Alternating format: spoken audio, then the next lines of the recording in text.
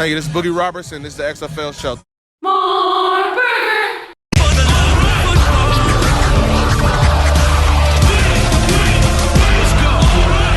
Oh, this is unbelievable. This is insane. Somebody's got to go get the officials.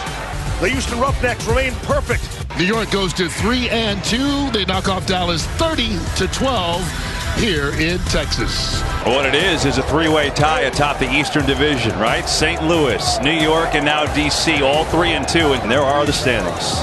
Locked at the top of the East. A win for Winston Moss and the Wildcats of Los Angeles.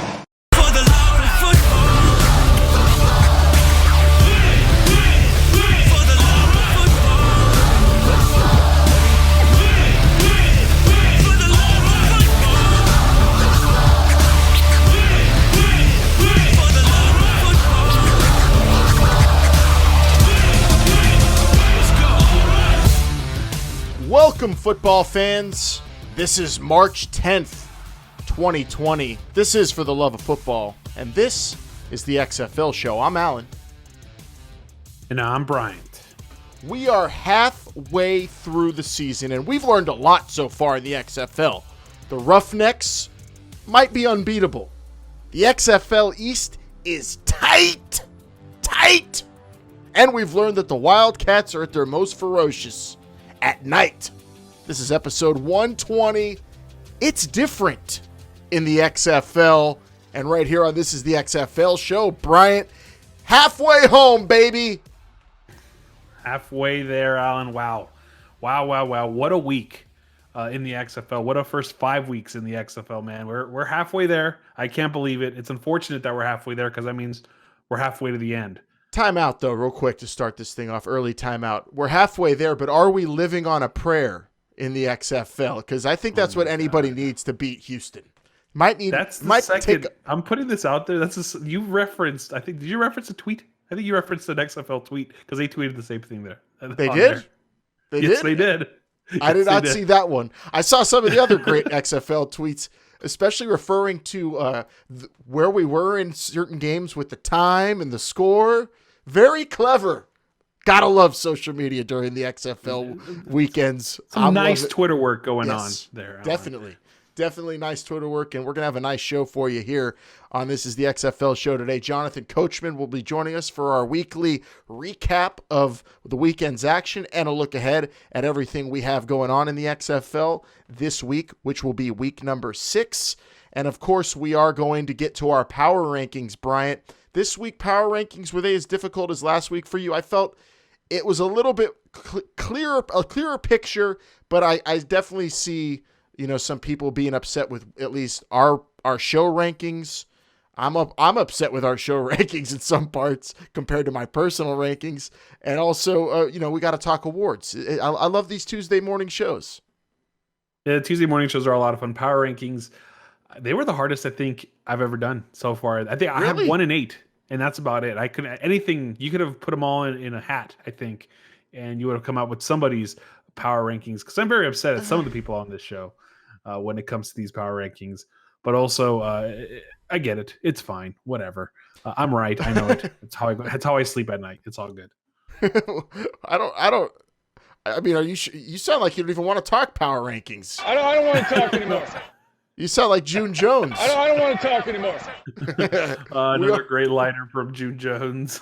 Oh, man. June Jones is probably ahead in terms of the individual with the most sound bites that we must play on this show. And we're going to hear some of them in this episode. We also, like I said, are going to talk our weekly awards, find out who made Bryant look good this week, the line of the week, and all that fun stuff. A lot of stars of the week candidates this week, I think, is maybe that's the most difficult thing to decide coming out of week 5. And, of course, we'll put a bow on all 4 of those games in week 5 and then look ahead for each team. With week 6 here, second half of the season, I mean, only really one team I would say is in a big hole. Everyone else is in line, I think, for a shot at a playoff spot. Some with better shots than others. We're going to identify those teams throughout today's episode. Remember, you can call the show and you could hear yourself on the Thursday night edition 724-565-4XFL. Get in on the XFL Fan Line, Bryant. We had a lot of good calls. People leaving the stadium. I've already put those in the pocket. We'll play them on the Thursday show where we like to play the XFL Fan Line calls. But we had some people who were hyped coming out of some XFL stadiums, especially that LA stadium, in what we called the game of the year between the Vipers and the Wildcats. Oh man, was it me? Because I was super hyped up after that game. We all did. It was great. I think we got 2 calls from that game directly afterwards, if I'm not mistaken. People were really hyped after that game. Yeah, so give that fan line a call. Talk about anything you want. Really, 724-565-4XFL. At XFL Show on social media to hit us up there during the weekends. Love interacting with you there. You also find links to all these episodes and many more, and all the mini-sodes and all of it on social media if you like to just hang out there all day. I got the lists. I was telling Bryant before the show, we set up the lists for all the team accounts, and you see them going at it. See, all these teams have different personalities on social media too, Bryant, and it's fascinating to see them bragging during games on social media. Like the Vipers were kind of puffing their chests with that lead against LA. And then all of a sudden, I tried to say hi to the social media person for the Wildcats at halftime. I tried to give too busy. Space. Too busy. They were hacking away. Go ahead, get out of here. He gave you the juke. Pretty much. Get out of here. Pretty much. Get out of here. All fun and games though. But yeah, it's a lot of fun watching these accounts. XFL on Fox is another great one. The XFL 2020. All these accounts are just having a good time. So fun. It is so much fun being a football fan in 2020, because in this year we have football in the spring and we have football on social media to go along with it. These weekends are just nonstop. Fun is the one word I think we're going to probably say the most this week, coming out of week 5. It was a blast, a lot of memorable moments, and we're going to get into them here in just a second. But real quick, we need to remind you that if you want to get suited up and wear your gear, wear your Battlehawks gear, your Defenders gear, or your Wildcats gear, or whatever team you're rooting for, you want to go to XFLshop.com. That's the place to do it, Bryant. The online store for authentic XFL gear, dressed like the pros, like the coaches, that jacket Jerry Glanville had yesterday on the sidelines. I gotta get one of those. I'm hoping they put those on the shop pretty soon. That man, if there's a fashion award in the XFL, I think he's head and shoulders above the rest. But I don't know, actually, because really? Jim Zorn's looking pretty good every single week. He's got something different.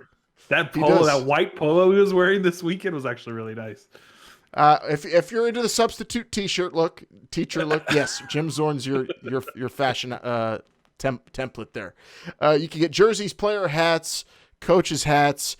Get in the spirit with t-shirts. I jinxed the Battlehawks this weekend. Bryant wearing a Battlehawks t-shirt. My bad. Tops, sweatshirts, and your favorite XFL team, and you could celebrate the love of football in your official XFL gear. Go to XFLshop.com today. Now let's do it. Let's start dinking and dunking around the league, stemming out of week number 5. Lots to get into, and we're coming out of here looking like a bunch of bandits. Right here, this is the turnover mask. Takeaway mask. We robbing. Give me lit. We robbing. That was Marco Myers, Bryant, wearing the Dragons turnover mask, which we've talked about. We robbing. They were robbing in that game. They got robbed, I think, more so. And we'll get into that. Oh, damn. A lot of people were saying that on social media, too. Yeah, we'll talk about the finish of the Houston-Seattle game. But that game was one of 2 games this weekend, Bryant. 2 games, double-digit leads given up, which I think is just so indicative of what the XFL is all about. No lead is safe, and you saw it. They got robbed, but also, Houston got after them too and took that game back over. But the big news I think coming out of the weekend is for another team. Even though that was a controversial finish, Dallas, are they the new team in disarray? It seems like every 2 weeks you got teams switching off on who's in the most trouble, who's on alert in the XFL, Bryant. It was New York. It was DC. Both those teams got on the right path. Now I feel like it's Dallas, and unfortunately, worst news I think we've had to report so far. Hal Mumme stepping down as offensive coordinator, reported earlier today on XFL.com and via the Dallas Renegades on Twitter. the injury, broken leg 2 weeks ago. He coached in that game. He coached from the booth this weekend, but it just wasn't the same. Apparently, the official word from the team was, and from Bob Stoops was, we appreciate Hal's hard work and efforts with our squad, particularly after his injury last weekend. Unfortunately, it prevented him from performing in the way we needed for the Renegades. So Hal Mumme out as OC, Bryant. They will replace him with Jeff Jadzinski, previously the offensive line coach, who will also share play calling duties with Bobby Blizzard, an assistant offensive coordinator. And it's going to be a team effort in the coaching staff now with the offense, an offense that looked horrible this past weekend. Yeah, they didn't look really good, but I think that was maybe the players more so than anything. When you look at that that Hal Mumme injury, he didn't hobble off. He looked fine. It was just something that, unfortunately, for him, he broke his leg or broke his foot. I think it was leg. Tried to battle through it, but Dallas decided it was better that he rest up and just become an advisor. So good for them. I think if they think that this is the right decision, but you're right, Alan. There's always a team. It seems like every few weeks that runs into this wall, and right now, as we speak, it's Dallas, and they don't have. I don't know. No Landry Jones again, I believe, this week. So it's going to be interesting for this team. Yeah, I mean, I definitely would say they're that team this week. I don't like where they're at. I mean, 30 points to the Guardians.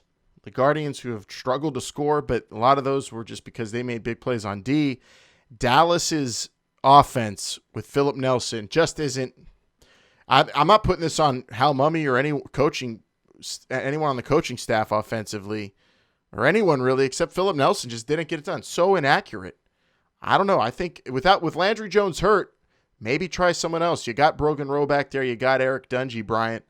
I'm hoping to see that from them this week, but this Hal Mumme situation does not help that.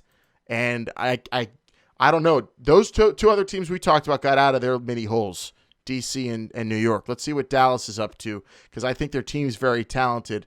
But a loss at home, they have to win at home. Play fast, do it again. So hopefully this offense gets on the right track. We wish Hal Mumme the best, man. He was one of my favorite parts of watching the XFL in general, and now he's just going to be kind of an advisor with the Renegades. But this team, I don't know. I'm not ready to say they're worse off than DC was going into this week, but with how LA looked. But you never know, like you say, anything could happen. It's a week-to-week thing in the XFL, Bryant. The beauty of the 10-week season, you got to turn it around quick, but these teams have shown that they can so far.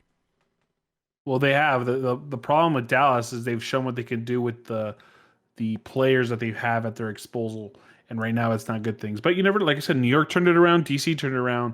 We'll just hope for Dallas to do the same headed into Week 6. I think they're in DC this week. Yes, so they're in DC. On a Sunday afternoon matchup for the Dallas Renegades team we'll talk more about when we recap that loss to New York in just a moment. Going around dinking and dunking the league here, Bryant, transaction-wise, just two to really mention here. Coming out off of Week 5, DC waived defensive back Jalen Myrick, who preseason got a lot of buzz as a speedy DB that you might see featured and out there a lot for them. That's back-to-back weeks. DC's dropping secondary, guys in the secondary, but didn't skip a beat this past week against St. Louis. So don't give them that. Didn't skip a beat. Yeah. Well, with how that D line played, they didn't need a secondary almost. That's what I say. Don't give them credit. It wasn't them who won that game. It was the defensive front for the DC defenders. Absolutely, you're right there. And then also quarterback movement. Tampa Bay has waived Chase Litton. He's out. They did get Flowers back, so that's probably a part of it for your transactions early on in the week. And then we must acknowledge, coming out of Week 5, Bryant, before we move on to the cover 2, I do want to acknowledge something that I don't think has been mentioned enough on social media or by the announcers over the weekend from any of the broadcast partners. And this is something that I think really we need to really take a moment, take in, and say Week 5 was all about great big fatsos. Great big fat guys showing up and balling out Shout out to Boogie Roberts, friend of the show, with a scoop and score for the Wildcats. His teammate Reggie Howard with an INT in that game. And then, oh my goodness, a 340-pounder catching the football, taking it away from the Renegades. That's Toby Johnson of the New York Guardians. Great big fat guys, Bryant. Killing it this weekend on defense. Gotta love it. Well, there was also, I think, another interception return by a New York Guardian as well, if I'm not mistaken, Alan. So for interior and defensive linemen in general, it was a great weekend for sure. You got to give it up. Anyone and anything can happen in the XFL. It can happen to anyone. And for this week, it was the big guys that cashed in on that. Anything could happen. You bring up Ryan Miller's pick, and that was a pick 6, but he's like a linebacker, defensive end, 250. I'm not going to call where him he was playing. Give me a break. Come on. Yeah, but he's not a great big fatso, like a big fat guy. That's what it's about. Not Ryan Miller. You get out of here with your trim 250. It's cool to see, but that's not what we're getting at here. We're acknowledging another group here. So there's a weight of special players category. Yes, gotcha. Okay. yes. So I'm just writing this in the notes for next time. Shout out to the fat guys. And then also, I don't know if you have anything pegged from social media, but I picked my favorite thing coming off from players on social media. I love seeing what they post after the weekend. And I think Tavares Barnes, DC Defenders defensive end, hit the nail on the head when he said, at Barnes Tavares, he said, I ain't going to hold you. The XFL, a dope-ass league, get to drink beer with the fans, no fines. At XFL Defenders. Alan, right now we're watching it on YouTube, and he waterfalls the beer, which is great. But then it has a St. Louis Battlehawks koozie on it. Insult to injury. Oh man, it's great. They're having a lot of fun there. We saw almost another beer incident, right, when the guy got kicked out of the game. I forget his name. He was being asked to drink a beer. He said no. But that was DeMarcus Gates, who, when he got kicked out, they're like, "Why'd you get kicked out?" He's like, "I don't know. I was just making a play." And then he declined. It would have been pretty awesome if you got kicked out of the game and started chugging beers like Stone Cold Steve Austin but Gates he's like one of the best shape guys in the league, and I don't know. I didn't see him throw a punch in that play. Why did he get kicked out of that play? I don't know. Refs might have had the wrong man. I don't know on that one, but yeah, that's one that went viral too. Interviewing a guy who just got kicked out of the game. Where else are you going to see that but in the XFL, Bryant? Something we saw way back in the scrimmages down in Houston. I mean, anything else from social media? I mean, the weekends just watching these games, the access on the TV screen is one thing, and it's amazing. And the games, the quality of this football has been great. We've seen huge plays every weekend, no shortage of big plays and fun football. But then if you're on social media during these things, it's quite entertaining, Brian. Oh, social media is one of my favorite things to be on while watching these games. It's hard. It's like your eyes have to be multiple places. Your ears have to be multiple places. You're just all over the place, really. Yeah. But it's like, a lot of fun. It's like, you see the old timers at the baseball games who like to keep score, and they're marking the game that way and keeping track of everything. We do that now, but we do it with Twitter, and we're watching tweets while we watch these games, and it's great. It is good, and that's why when I go to a game, it's a lot of fun because I go to the press box because I can do that. I can be in the energy of the game, but I can still be on my computer doing all the nerdy stuff that I like to do on Twitter and talking to people and interacting with you guys because you're not at the game, like you weren't at the LA Vipers game yesterday. So it's still I was not pretty cool. But yeah, Mr. Press Box. See, I had to sit at the press box with you at the Battlehawks game, and then I dragged you away from it. I like to be out in the crowd. I'm trying to get near more cacas. I want to be near that beer snake. That's what I'm about. And maybe sneaking on the field if no one's looking. Please allow me to ask a stupid question, and one that's been baffling me. The floor is yours. What is the biggest difference from watching the game at the stadium to watching it at home? They're both great. They are. Is it the atmosphere obviously the atmosphere, but that's not what I mean. I mean, what makes it so different that you're like, I have to go to the stadium, or do I stay home and watch it? Do I have to go to the stadium? Do I have to go home and watch it? Yeah, Like, it's a totally different experience, and it depends on I would say your mood, what kind of person you are, what kind of experience you're looking for. But that's the great thing. I think they interviewed Heather Brooks Carrots during the Wildcats Vipers game, Brian, and she really, I think, said it all. She said, you come to these games, there's something literally from someone who's 8 to 80, so you can go to the stadium and have a different experience, be a part of the beer snake group, getting nuts, drinking, putting boxes of beer on your head, and taking your shirt off, painting yourself, wearing, whatever goofy stuff you want to wear, and there was time. Mr. Excitement Fatheads. Did you see yes, those on TV? I saw those. Yep, Martez Carter Fatheads. Or you could go sit with your family, eat some popcorn, watch some damn good football, and live it up that way. Or you can sit on your couch at home and watch these crazy broadcasts where you feel like you're on the sidelines, because you basically are, of a football game, and it's incredible. And I think that's an excellent segue into the sound that's going to take us, Bryant, into this week's cover 2. This is absolutely legendary. I'm telling you that you picked up the flag and it's wrong. It's wrong. He said it to you. You were the only one there. Go ahead, get out of here. I don't want to talk anymore. I had my conversation, and you know I'm right, so it should be 15 yards. We understand. I am right. That's your opinion. No, I know I am. I know I am right. I like the referee giving June Jones the Big Lebowski. That's like your opinion, man. Like, whatever. Go ahead, get out of here. June Jones versus the referees is my favorite rivalry right now in the XFL. I Really? wonder what That's the your hell you're favorite doing in this league. It's a pretty good one. It's a good one. I think that one, and then Jim Zorn battling the play calling, I think is another good one right now. Low in blow! the XFL. Oh no, low blow, man, terrible. But there's something to be said for that. We'll get to Zorn in a second. Let's talk awards. Star of the Week candidates, Bryant. A plethora of them. And this is, I think, the most difficult week if you're a fan voting on this on Twitter. You've got Josh Johnson, who had 4 touchdown passes, 288 yards in the highest scoring game in XFL history for the Wildcats win. Kenny Robinson, young defensive superstar, budding superstar.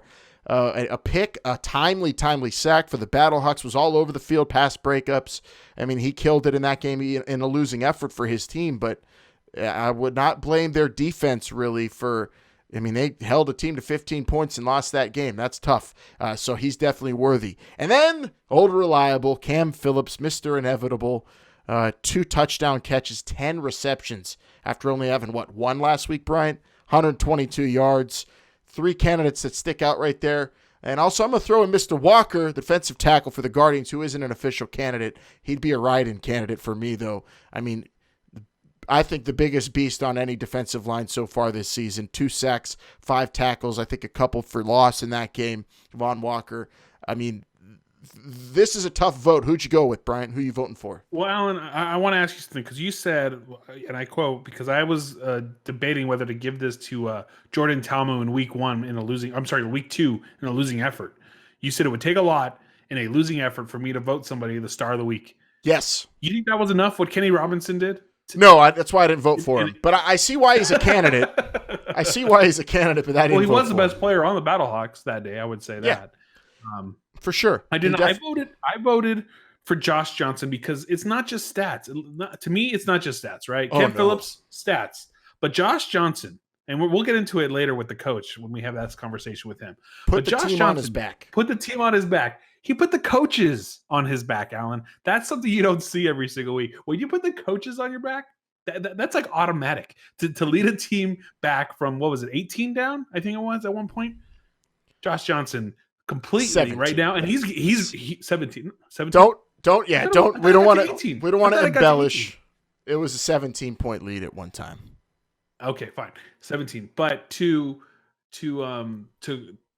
not give that man star of the week, who's actually, I think, at this moment in time, given PJ Walker his run for the money for MVP as well in this league. I don't think he's given him a run for the money yet, but he's injected himself into the Jordan Ta'amu, PJ Walker, Cam Phillips conversation, and I think he's without a doubt, Josh Johnson being the best leader in the XFL. I mean, that is so evident, and that's the beauty of this league too, is we get so much access. We see the leadership roles taken on by players on the sideline, and Josh Johnson, I mean, what more can you ask for? Telling his team to, be cool when they're down by 17, telling his teammates, getting his coaches in line, like you said. I mean, and then going out there and executing. I mean, after a bad throw to start the game, first play of the game, slow start, to get in his own mind and get that right as well. That's incredible, stick-to-itness, fortitude, mental toughness, and also to galvanize the entire team around that, himself, fixing his own play, taking ownership of his bad play. That dude is just all kinds of awesome. He did it without a mouthpiece. And without a mouthpiece. Yep, he lost his mouthpiece pregame. The controversy, did we ever find that? Is that the big caper that we've got? I think someone check Jerry Glanville's pocket. Jerry Glanville's wearing a mouthpiece, coaching. His pockets. He's not wearing it. It's in his pocket. I didn't say he was wearing it. Jerry Glanville. Let's go. Hold on. X-Buzz. We don't know Jerry Glanville very well, but he does seem like if he found the mouthpiece, he'd put it in his pocket, not knowing who it was. I'm going to keep this for safekeeping just in case. Yeah, my vote goes to Josh Johnson too, Bryant. The 4 TDs, a big comeback, is the biggest comeback in XFL history. Most points scored in XFL history. What more can you ask for? And just an absolute leader. Best leader in the XFL, if you ask me. It's his award this week. So if you're voting for him, that's what I would say. But we'll see who comes out with it. Cam Phillips, you can't argue, is just killing it. 10 catches for $122. Fantasy-wise, doesn't get any better than Cam Phillips. Let's go to now our own awards. No Nelson Spruce, real quick. Sorry. No Nelson Spruce for Josh Johnson as well. Another factor to throw in there, too. You're right. Let's get to our awards now. First, mine, the This Was XFL Football Award, Bryant. The moment that encapsulated what it means to be the XFL, what the XFL is all about. And in week 5, well, the star of the week, who I'm going to vote for, also taking home my This Was the XFL Award. Coach, y'all doing way too much arguing and complaining. Call plays. Stop that. Stop it. Norm Chow and Josh Johnson's exchange on the telephone amidst the chaos of a furious comeback. LA's getting back into it. They got their groove going, but people are still arguing. The coaches are in his ear. He's just trying to relax and play ball, and he tells his coach that was an epic moment, and not only did he get Norm Chow's ear and speak his mind and show the leadership, he goes out there and he does this, Brian. Josh Johnson trying to extend the lead. Wide open. Touchdown, Los Angeles. Saeed Blacknall. Just keep scoring. Just keep scoring. Leading, scoring, telling Norm Chow what's right. It doesn't get any more XFL than that. That was XFL football. The access that we get, that you wouldn't see that moment if you weren't watching the XFL, if you're watching some sort of other football, professional football, that is. I'll give it to you. That was a good one. Calm down. Just calm down. Calm down. Alan, we got some other awards here that we always do, right? What is it? The line of the week. One, because there's a lot of them. There were so many lines in week 5. Rated PG, by the way, just in case. And talking to Vince, who's in charge of picking this award out each weekend, he said, man, I don't know. Pick it out of a hat. And I said, I'm not going to pick it out of a hat. There is one that was my favorite. So I chose it. And again, Bryant, we're going to have to go to the LA Wildcats who win this award because, well, yeah, we're going to ask Jonathan Coachman there. I don't know. What do you think about asking a player not to curse? Do you think that's wise? I don't think it's wise, but the player should also know not to curse is also the thing. So they should, but also they should. I like when they're themselves on the sideline in the heat of the moment. And Reggie Howard, maybe not the PG, but still. Line of the week. How different it is. Please no cursing. Please no cursing. You looked real comfortable running with that football. This is a what? You looked real comfortable running with that football. Yes, sir. Hey. We're going to give him a second to breathe, Tom. Please, no cursing. I like how he was censoring himself too. Beep, beep, beep, beep, beep. All right, Alan, please allow me to ask a stupid question. One that's been baffling me, for a while now, is what is the latency between when the broadcast is and when this could happen? Because it's like that beep went on or whatever, the silence went on for a very long time. I always worry. She's asking him not to curse. I guess ESPN's probably going to have to up that live feed 10, 15, 20 seconds maybe. I don't know what that default is. I think week one, honestly, as mostly a radio nerd who knows I know about the 40-second delay is what I've worked with a lot, where you got a 40-second. I mean, that's a lot of time to hit a sense or bleep or cut out some audio or hit that drop button. But I think week 1 and 2, ESPN and Fox both went with less of a delay, but they definitely have one on now, as they were able to catch that. Yes. So when you have the delay, honestly, why say no cursing? I mean, I would just, they should know that. They should know better. You're on national TV. Well, you want to get a good interview. Your mom might be watching. I mean, Reggie Howard, you could do you, but I also don't think you need to be like, hey, no cursing, young man. Now tell us about the play. That's also. Say that. She asked politely. Give her some credit there. She did. She did ask nicely. I mean, it's his moment to shine. This is a big fatso who just scored just got a big pick, and in the heat of the moment, that all going on. Plus, this is a big football player. We're not talking about, I don't know if Reggie Howard was a Rhodes Scholar nominee or not, but the fact is, a lot of people, if you tell them not to do something, Bryant, they're going to go ahead and do it. A lot. Most people. It really not to generalize, but.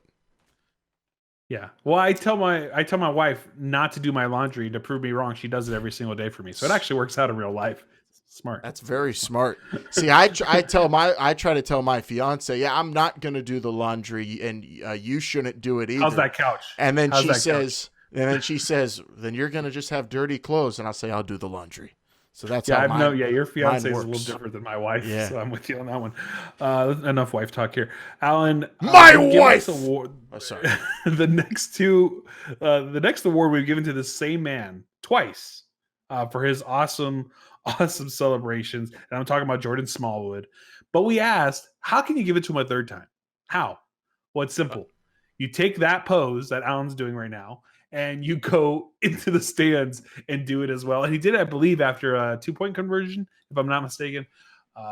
Yeah, it has to. He's upping himself, which is great. That's how you don't want to give it to the same man over and over again unless he's doing something different with the same pose every time.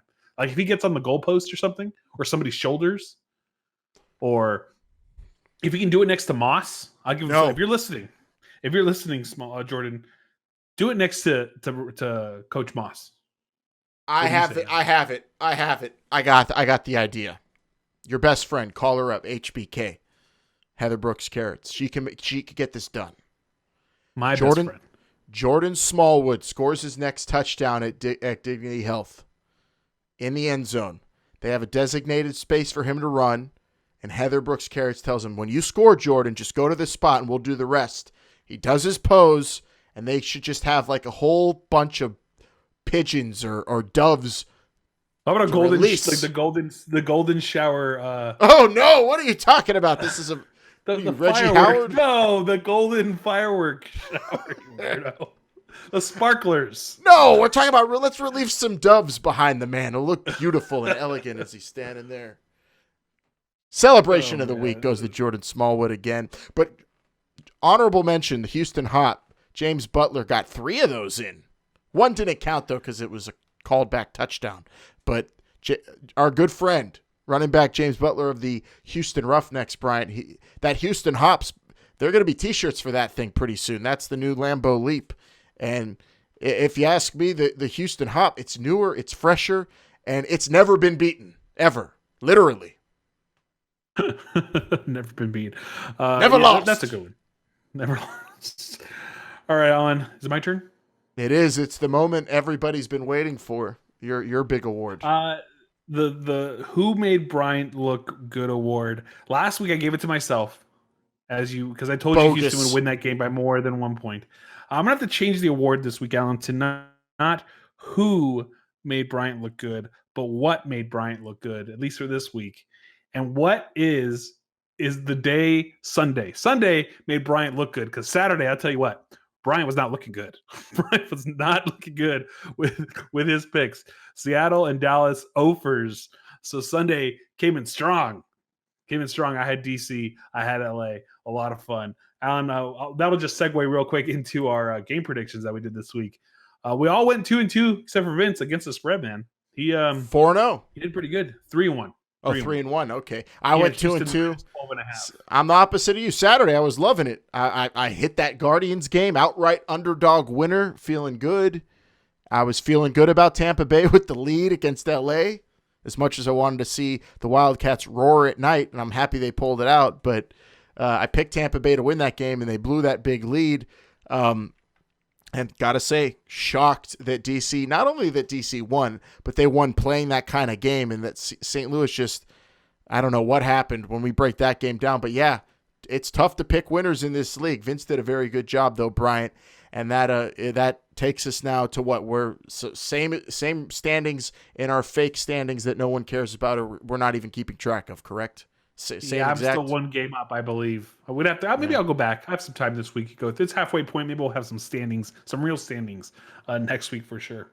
Take it to the power rankings, man. Here we go. The official. This is rankings. XFL show. This is the XFL show power rankings, as voted by us all here on the show that put the show together, and then Bryant's algorithm spits out the official show power rankings. You could see those up on XFL.com.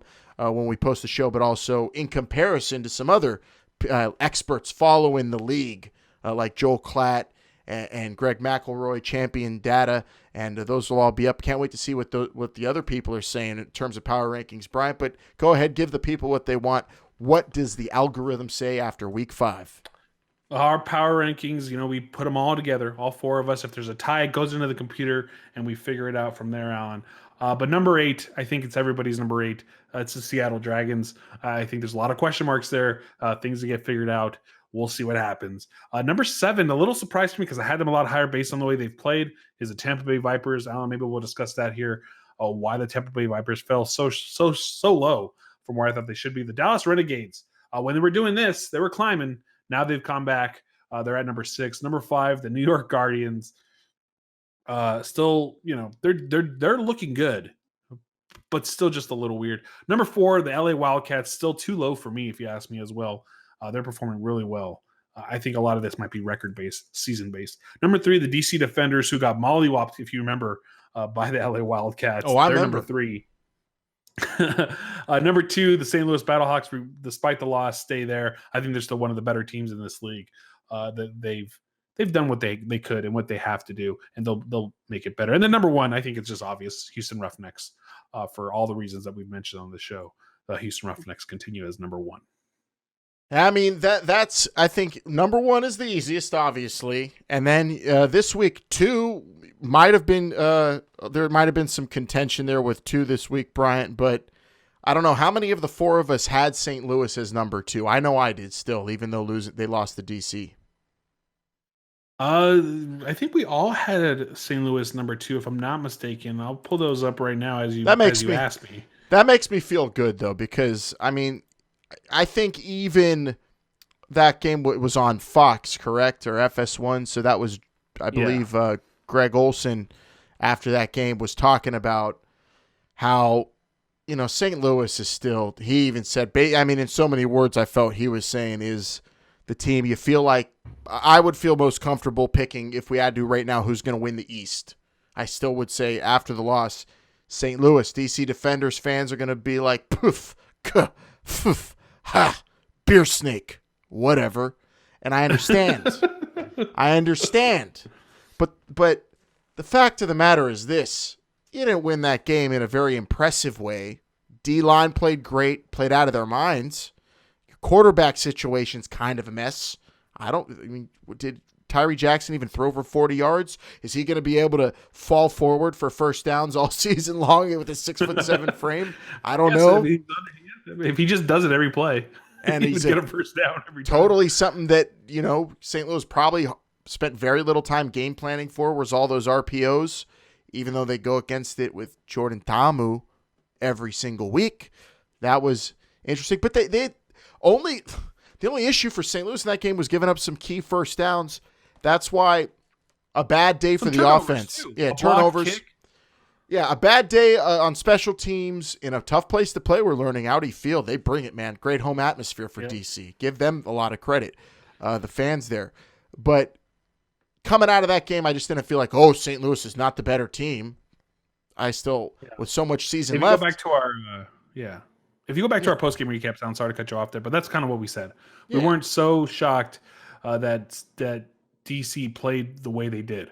St. Louis, we're still pretty confident. Jordan Ta'amu had a good game. He didn't have a bad game. It's just he didn't have the numbers. And there was some other problems there that caused some issues. Credit to Pep Hamilton for having all of his coaches and players ready to play that game. Alan, we all had St. Louis 2 except for Vince. I don't even want to mention who he had number 2. I don't want to get him in trouble.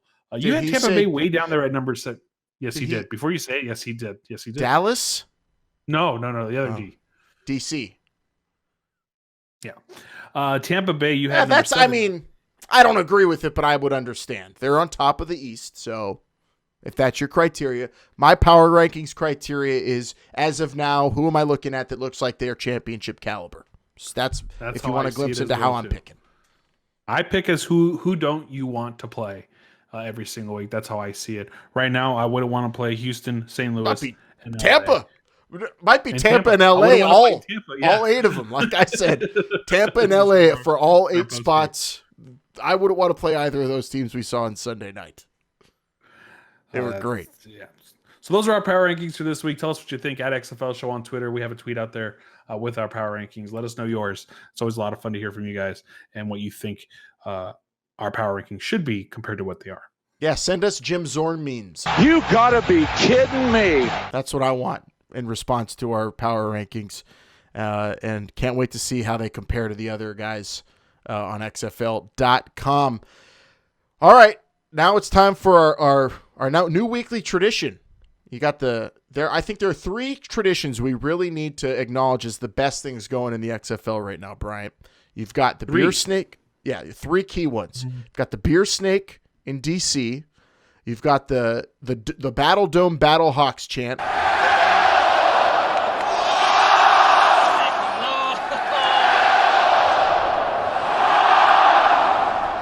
And then the best part of your sound drop, Alan, real quick, is that guy that's like, it's so cool. Yeah. That was like the first time they did it. And then you have my third favorite tradition right here on This Is the XFL Show, Bryant. Our weekly chat with the coach, Jonathan Coachman of the XFL Pregame. We get to go through the week that just happened and look ahead at the entire road for the week ahead. And he had a busy day on Sunday doing XFL Pregame, watching all the XFL games, and he was at Elimination Chamber. So we caught him right before we put this whole thing together. Brian had a good conversation with the coach, who is a machine, not exhausted at all, and going 1,000 miles an hour talking some XFL with here in just a second, huh? Yeah. What's more exhausting than watching 4 football games and analyzing them as much as you can? Let's throw in a WWE pay-per-view too while we're at it, and also traveling a lot. Good for the man. I'm happy he took the time out of his. A legend and a Hall of Fame, surefire Hall of Famer. I thought you said a legend. I was like, a legend? What? This man's great. Not allegedly. He's a legend. Probably taking some time out of his nap schedule, really, to talk to us. So it's always good to talk to the coach. We'll recap what we talked about with him, but it's always good to get his insight on how he feels about the current state of the league. Yeah, buddy, here we go. It's our weekly hit with host of the XFL Pregame, which you can find on XFL.com, XFL YouTube channel, XFL social media, every Saturday and Sunday. Him and his co-host, Elise Ashton, every weekend. And right here on This Is the XFL Show every Tuesday, it is Jonathan Coachman.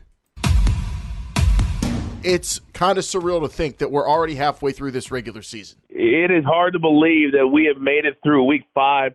And for me, if I'm being completely candid and being completely honest, I am blown away by how good the reception to the league has been through the first 5 weeks. I'm blown away by the reaction from the players to the first 5 weeks, and I'm blown away by the fans in the stadiums themselves and how excited they've been. So it's just been such a fun experience. Oh, it has. And you know what? Actually, I was blown away by the response of people to, honestly, there was the refereeing blunder in the Houston and Seattle game, and fans were up in arms, and rightfully so. But the response to the league's response to that situation, I thought was tremendous as well. How about you? Well, it was a perfect storm of a non-perfect scenario. And what I mean by that is, if it's going to happen, and eventually when you have different rules and different clock issues, you knew at some point, right, that there was going to be an issue in the final 2 minutes because not everybody's an expert on it yet. And clearly, Houston did not understand the clock issue because they didn't run out the clock. So here's the deal.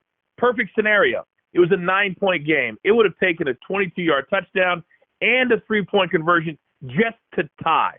If it would have been a 3-point game, oh, can you imagine the uproar? Because then one play, they kick a field goal, and it's tied. So that's why I said it's a perfect scenario for something like that to happen and then to see how the league is going to react to it, which they did perfectly. And so I'm glad it happened because now we got it out of the way, and now other people can be cognizant. Because there's another thing, guys. They weren't prepared in the stadium for that to happen. They just weren't. And if you watch the game, Steve Levy did his job. You know, sometimes when you're a partner with a league, the announcers won't go after the people they need to go after. I work for the league, and I'm saying that Levy should have gone after that answer, and he did, and he pressed, and that made the story what it was supposed to be. So all in all, not a great scenario, but a really good outcome coming out of it. But yeah, Coach, I mean, interviewing Wes Booker right there on the spot was a little awkward, but it had to be done. Steve Levy, I think they all did really a good job in trying to get the answers that they wanted from the league. But let's take away from that and actually what we saw. And really, it's just a Houston team that just went 5-0. Are they running away with this? Right now, they're clearly the class of the league. They were down 14-0 in that game. And P.J. Walker on the sidelines, at no point, he kind of reminded me of Patrick Mahomes a little bit because Patrick's my quarterback, right? But he drives me nuts sometimes. He's like, hey, let's not worry about it, guys. Don't look at the score. We're good. We got it. And I'm like, you're down 14. And P.J. Walker was saying the same thing on the sidelines. Don't worry about it. We got this. And because of the way the clock works in the XFL, you really do have more time to come back in a game. Even though it's a quicker game, you have more of a chance to score, if that makes sense. When you watch a game, you know what I mean? Like in the final 2 minutes, it's hard to run out the clock. It's really, really difficult. And because they want more points to be scored. So Houston right now, because they're scoring over, 30 points a game, they are giving up some points, though. And I did bet on Seattle, so that was a W for my bank account. But all in all, they are the class, no doubt about it. So, yeah, they are the class, I think, at least as well. They're just running away with it. They get close to that L, but it just never seems to happen. But somebody that maybe found their way, I don't know, you tell me, QB in DC, what are they going to do? Or are they just going to play it week by week? Because, you know, it seemed like Pep Hamilton had a plan, but really he just kind of threw Tyree Jackson in there. Well, here's the thing. What, they score 15 to win that game? I mean, it's not like they blew any doors off. At some point, because it's a condensed schedule of only 10 games, you don't have 3, 4, 5 games to test out. And this is the year that teams want to win the most. You want to win that inaugural season, right? So DC's got some issues. Now, if you would have told me 3 weeks ago that DC would be having quarterback issues, I would have told you were crazy. Cardell Jones started the year off terrific. And now he just can't find a receiver. And when he does find a receiver, he's throwing it to the other team. And so if you're Pep Hamilton, if you're any other head coach, because I've been very, very critical of what's going on in Tampa as well, you've got to play the quarterback or try to play a quarterback that gives you the best chance to score. Because if you don't score, you've seen you're probably not going to win in this league. Defense is not winning ball games in this league. Yeah, that was an interesting scenario, and I think that was the right quarterback for the right time. I would anticipate Cardale Jones getting back in there, Coach. We'll see what Pep does. I thought it was a fantastic coaching job by him, but they were back home with the home cooking, and I think most of the credit has to go to the beer snake, don't you? Is that not the best tradition in the XFL right now, or is it the caca? I don't know. I think I'm leaning beer snake.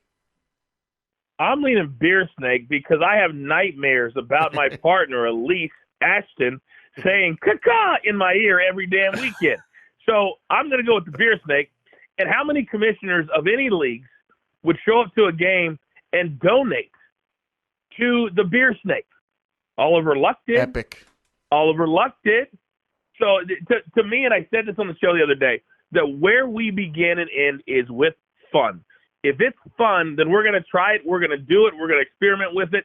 And that's where we start. And I think if more leagues did that, if more people did that, if more sportscasters did that, I think we'd have a lot more positive experiences surrounding certain sports than we do right now.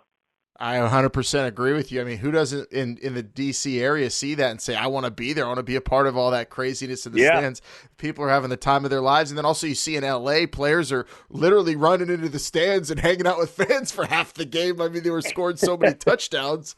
And even the linemen were getting in the fun on that. So, yeah, you're right. The FUN was all over the place in Week 5, Coach. And, you know, in L.A., that game, I thought was the best game so far of the season. Tampa and the Wildcats, they put up points on the board. The fans were having fun. Tampa they look like a good football team to me, but they seem, pardon the pun, snake bitten. Do you think the Vipers are still alive in the East, even though they're down to 1-4?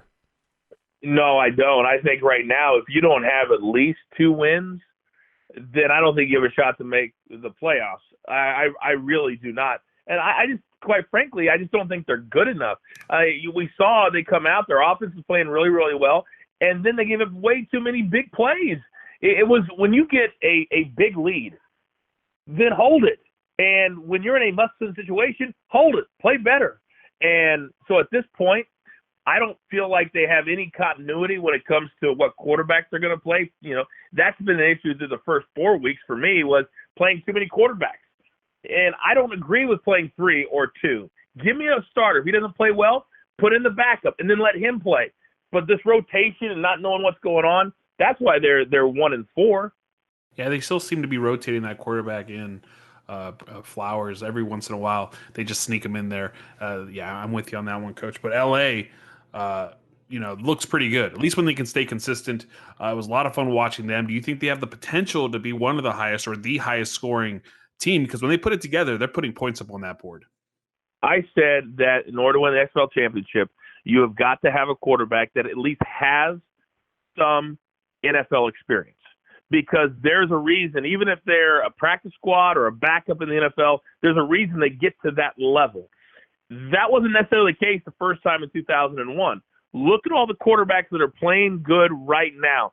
They at least have touched the NFL on some level. Josh Johnson, he started for a little while in the NFL. You look at Landry Jones, who unfortunately has knee injuries. But when he's in there, he's played pretty well. P.J. Walker. We saw last week on the sidelines, Jacoby Brissett showed up to support him because they were all in the same quarterback room in Indianapolis with Andrew Luck as well. If you don't have a quarterback with that level of experience, then you don't have a chance. So my answer is yes, they do have a chance because of Josh Johnson and his arrogance, his confidence, and his skill. Coach, when you talk about Josh Johnson and you mentioned P.J. Walker and the Patrick Mahomes feel where he's down there telling his teammates, we got this, it's only 14. Josh Johnson was telling Norm Chow, we got this, calm down, stop stop complaining, just call the plays and I got you. Have you ever seen a quarterback do that to his coach, or really he just said, hey, coach, relax, just coach, I got this? There are so many great things about the XFL, and that to me is the best. How many times have you seen a guy on the sideline, whether it's a big college game or a big NFL game, and he picks up the phone, and you have no idea how that conversation is going, and you're assuming that the coach is telling you what to do and what not to do. But we saw that's not always the case. How great was it? He said, you got to stop. Just call plays. That would drive me insane. If the coaches were talking to me as the play's developing, I would have a serious issue with that. I like the fact that I can hear and the receivers can hear all the way to the snap, but shut up. When I get the ball, I need to focus, and I need to have a clear head. And that was awesome. It wasn't like an extended conversation. He got on the phone, said his piece, hung up. I was kind of shocked at how brief he was on that call, Coach. I thought he was going to give Norm Chow a chance to retort. He just said call plays and hung up, and they went on to win the game. That was the best game of the year so far to me, and that might have been the best moment. That was totally quintessential XFL to me. Josh Johnson talking to Norm Chow on the sideline. Let's take it over to the New York Guardians, though. We got to show them some love, Coach. They get another W, and they grind it out again. Luis Perez is the man, one of the best stories now going in the league. He's now the man in charge at quarterback. I think he solidified his position, but I don't know. Can that style of play, that complementary style of football where maybe you're not excelling in one area, but the other one holds it down, is that enough to beat Houston when the Guardians take them on this week? Well, yeah, guess what? We're going to find it out really quick, aren't we? And the answer to me is no. You can't play the ball control 17-14, 10-7, whatever it is, style of football in the XFL. Now, this is a huge game for them. And if they can win this game, then I think they're a true player. Maybe they're going to prove me wrong. But to play Houston in the first game on Saturday, I think to me, I would always want to play on Saturday. If I had the choice, I want to play quickly at the beginning of the weekend. And for the second week in a row, Houston's going to have that early Saturday game, which I think is key. And clearly on our show, we're going to focus on Houston as well we should. But the Guardians, this is make it or break it. This is week 6. There's only 4 games left after this weekend, and really starting to shape up. They need a win. Houston could afford a loss, but not New York. All right, Coach, week 6 is going to be awesome, and that's going to kick it all off. I'm all about those late-night games, though. I love the 9 p.m. kickoff. I hope we get one more of those, but L.A. and Seattle, I know. L.A. and Seattle will close out 7 p.m. on Sunday. I have a quick question as we let you go. As an expert, as a Hall of Fame interviewer, one of the greatest of all time, is it wise to ask a player not to curse during a sideline interview? Well, I know why they do it, and in my instance, very quick story. I was in person for the famous Limp Bizkit Creed fight all those years ago at a big rock and roll festival in New York. A bunch of us WWE guys went and did some stuff there. They told Fred Durst of Limp Bizkit, one of the great rock and roll singers of all time, he didn't want to go out before the sun came down, and they made him. So after every song, he threw out the microphone to the crowd. And they kept coming on and saying, quit throwing that out. So he'd keep throwing it out. They came out, this is the last one for his last song. You don't tell Fred. My point is that an athlete, a rock and roll singer, if you tell them not to do something, you best believe they're going to do it, right? But I think the players are starting to figure out, because the interviews are getting better. How about the running back Diana Rossini, who I worked with at ESPN, and I loved it when he pulled the rock on her, the rock card. It doesn't matter what your name is. I mean, these players are getting it. But then there's also some that if I'm a head coach, I'm talking to. Don't be disrespectful. There was that one interview, and you know which one I'm talking about, where basically poor Molly McGrath last night just had to get up and walk away. That can't happen. You're a pro. This is part of the league. It's part of your contract. It's part of what you do. And if you're being interviewed, there's a reason. Either you did something good or you got beat. But either way, you're news. So embrace it and entertain us. Like Trey Williams did. That was a great moment. My jaw hit the floor when he did that rock promo there, Brian. That was insane. That was also another highlight of week 5, a tremendous week in the XFL. Nothing will beat the Randy Orton pose inside the crowd. That was just amazing there. The Smallwood Randy Orton pose inside the crowd was great. All right, Coach. Well, thanks again. Make sure you catch XFL Pregame every Saturday and Sunday all over XFL.com. And youtube.com/XFL. Thanks, Coach. Again, appreciate it. We'll talk to you next week. You got it, boys. Have a good week. We'll talk to you. Enjoy. Thanks to Jonathan Coachman. The XFL pregame. Brian, all I have to say after that is 1, 2, 3 times 2 to the 6. Week 5 was tremendous. No? You're not down for the Fred Durst impression? coming out of that. I was, but my microphone was muted. I did it off on the. Come on. The famous Fred Durst Creed Keep concert. rolling. What? I love it.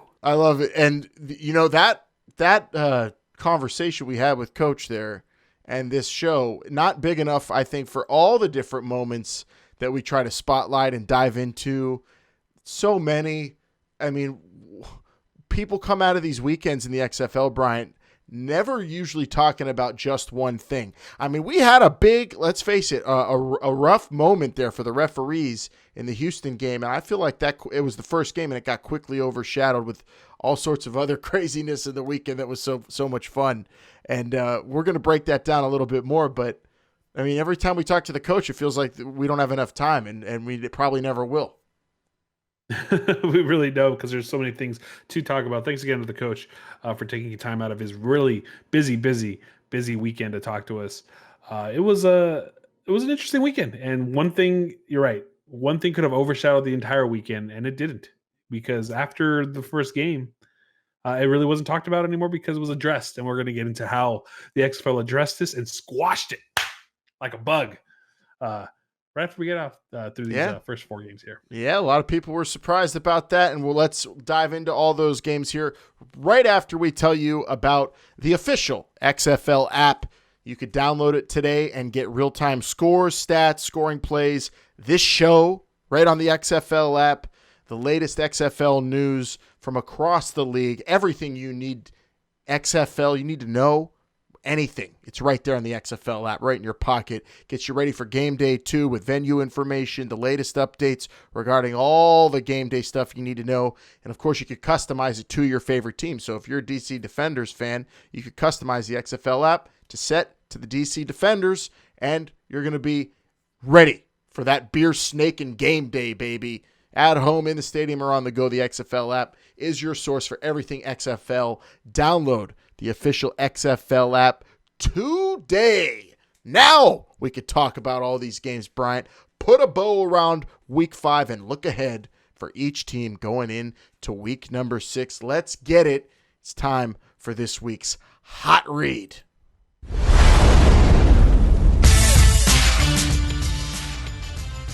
All right, catching your breath here, but take us through that last play. What's your name? Diana. It doesn't matter. We're not all. No, look. This is hometown. This is Houston. It's hometown, man. I got to do it. I got to do it for my mom. I got to do it for my family. Trey Williams I just don't.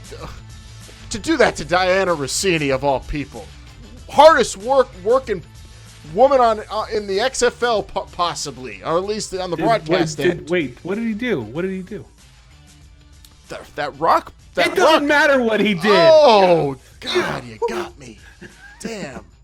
I didn't just serve that up to you. What a great moment. Great entertainment. Unfortunately for the Dragons, that was as good as it got for them, because after that touchdown, after their lead, Houston came roaring back, and on a bad day, we can agree, Bryant, that was a bad day for the Houston Roughnecks, kind of. Worst we've seen them. It was a bad 2.5, 3 quarters, I would say. For the Houston Roughnecks. Credit to the Seattle Dragons for, well, they still win, you're right. But credit to the Seattle Dragons for actually going through and taking advantage and taking, making the most of their opportunities against the Houston Roughnecks. It just served to be too little too late. Alan, we talked about it. They're good, but there's just something wrong that they can't get a full game together, and that's what happened. They gave up a double-digit lead in this game, and some just horrible tackling. Nick Hawley made some fools look silly on this. It was bad. Ramirez. Ooh, somebody help him out. Yikes, that was the Juki of the week. And then that wasn't even a Juki. He just kind of moved. It didn't really do much. It's open field tackling. It's a hard thing to do. It's very difficult when you got someone the caliber of Nick Hawley who knows how to put the moves on you. Or what about James Butler? He was all over the place, 2 touchdowns. What about the Houston running game on an off week for PJ Walker, and with the Dragons kind of daring the Roughnecks to run the ball, Bryant. They did, and they were pretty damn effective.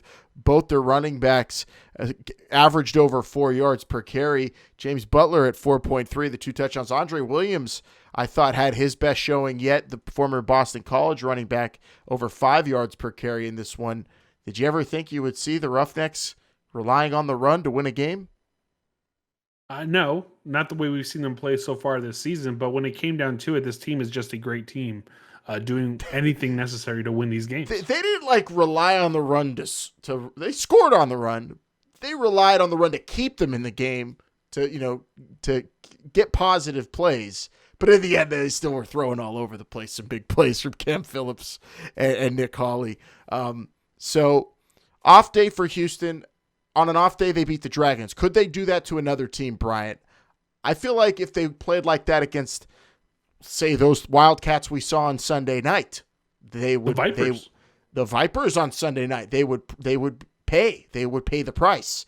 The Dragons' offense just stalled out, and I think that might have to do with it with being B.J. Daniels' first game starting, and probably I think that's the way to go is B.J. Daniels at QB for Seattle, but their growing pains kind of were a brick wall that they hit late in that game where their offense, the quick 3 and outs couldn't keep up with the Roughnecks. Yeah, the final 32-23, Alan. I guess it depends on what team they're playing and the defense that they're playing, because I can see the Guardians, who are not the greatest and flashiest team, but they'll shut you down if you give them that much of an opportunity. If you give them a free 24 points, it's going to be hard to score 24 points on them, especially if you've wasted so many drives on them. Alan, we talked about it a little bit on our show. That was before the XFL released this statement coming out about the end of that game. I don't want it to overshadow, but we got to address it like we said. We did with the coach. We did it in our pregame. In our postgame. We'll do it here. That blunder. And it was a big blunder because it gave – if this is the NFL, this wouldn't matter, right? Because a 9-point game with 2 seconds left, no. But in the XFL, they made it a point to say that this was still a game to be had. And unfortunately, the refs did not stop the game correctly. They let 2 seconds, maybe 3, run off at the very end and didn't replay it. And I think what's the bigger of the two blunders, Alan? Not stopping the clock or not bringing everybody back onto the field to finish the game? I would say the worst look was the not bringing people back on the field, because even if in the craziness of the end of the game and play, let's also throw some of the blame, not a lot, but some blame onto just the teams walking onto the field with time remaining. That's the Dragons they just walked off. If you want to bring up, Jim Zorn here, Bryant, a more aware sideline would have refused, and maybe the referees would have been able to say, oh, you know what, we messed that up. How do the Dragons just let that end? How do they not protest? How do they not refuse to leave the field? I would, if you were aware of it. What's going on their end too? We must acknowledge that. But the referee's not. The Wes Booker interview was kind of awkward and bad in terms of a simple question: why can't you just go get these guys? They're in the building. It's not like they're on a plane already. They didn't. Maybe they were. I don't know. The best part about it, though, coming out of it is the state. Just sit there and wait, Alan. Yeah. If they ordered their Ubers, those are expensive Ubers. Just to the referee called an Uber. He can't cancel it, or the fees are going to make him pay. It's been 5 minutes already, so. Alan, but here's the statement. The statement is what it's all about, Brian. Yeah, the statement came out shortly after the game, during the second game of Saturday, and I'll read it here. Saturday's Seattle Dragons Houston Roughnecks game should not have ended as it did. Replays showed clearly that the knee of Houston quarterback P.J. Walker touched the field, rendering him down, and the fourth down play officially completed with approximately 2 seconds remaining on the clock, effectively turning the ball over to Seattle on downs. With a 9-point differential in the score, Seattle was denied an opportunity to tie the game. The XFL sincerely regrets this error. In addition, Wes Booker, who served as the officiating supervisor for Saturday's game, has been reassigned. That was officially from XFL's media relations team. We all got the notice, the email, the tweet out there, Alan. So now the blunder happened. We get it. It happened. There's nothing you can do about that now. But this statement, Alan, Unprecedented. Transparency, clarity. Yeah. It's something you never see. Ever. Most leagues, I'm not just talking the NFL, I'm talking most leagues. When something like this happens, they try to brush it under the rug. They try not to make it a focal point, because something like this can damper your entire weekend of football or your entire day of sports or a week, right? The XFL came out, were open about it. They pinned this tweet on their Twitter for a day and a half. They made everyone aware that, hey, this is what happened. Sorry, we're going to fix it. We're moving forward. And the XFL, their transparency, that something that they try to harp on as much as possible, was really shown here after this blunder. Yeah, that's just the beauty. Another beautiful part of the XFL is the transparency, the willingness to basically claim, for all intents and purposes, are bad. Next play as a league, instead of sweeping it under the rug. And, this really, I get why another league might be like, oh, well, we're not even going to mention it. Just move on. Let the other games distract people or whatever. Let them, whatever. They're talking about our league. That's all we care about. No. You care about it being right. You care about acknowledging it. You care about everyone living in the same reality when it comes to your league. And I just thought this was amazing. And the response to this statement also, at least on social media, because I did a lot of scrolling, Brent, when that came out, because I was kind of sitting there like, oh, man, I don't want to have to read a bunch of anger about the league when I'm trying to enjoy these other games and interact with people and, and talk football, not controversies or anger. But the response to the statement also was overwhelmingly positive, I thought, on social media. Now, if you're a Dragons fan, of course you're hurt, you're angry. But the fact that the league acknowledged it, I guess, if anything, you could take solace in that. And moving forward, hopefully nothing like that happens again. But again, I got to say, where the hell was the Dragons sideline on this? It was clearly something most people observed except the refs. So how do the Dragons just let them end the game like that without protesting, without at least stomping their foot and saying, wait, let's look at this. No, stop. If I was Jim Zorn, I would have not let the referee get to the locker room until he closed the door on my face. We'll see what happens. I'm sure the XFL will put in some procedures and protocols to make sure that this does not happen again going forward with the rest of their season. I got screwed up. I just got screwed up. Yeah. Now the question is, would Jim Zorn have gone for 3? Well, yeah, I don't know. The math is really difficult. We need more. We need to get him a math. I mean, Seattle's got to have some great math teachers or some math whizzes up there. And Microsoft's up there. We got to have some assistants there, Mr. Zorn. I mean, oh my gosh. With the decisions on the extra points, barely 200 yards offense too for Seattle in a game where they led like that. That's just the sputtering. Once Houston figured things out, it was over from there. Never a doubt for that team. Not as entertaining as a comeback as LA had, at least with the Houston sideline compared to the LA sideline, Brian. But we'll get to them in a second. Let's go to that second game now from Saturday's action in week number 5. We don't have anybody up front. You play in every package. You have to be smart.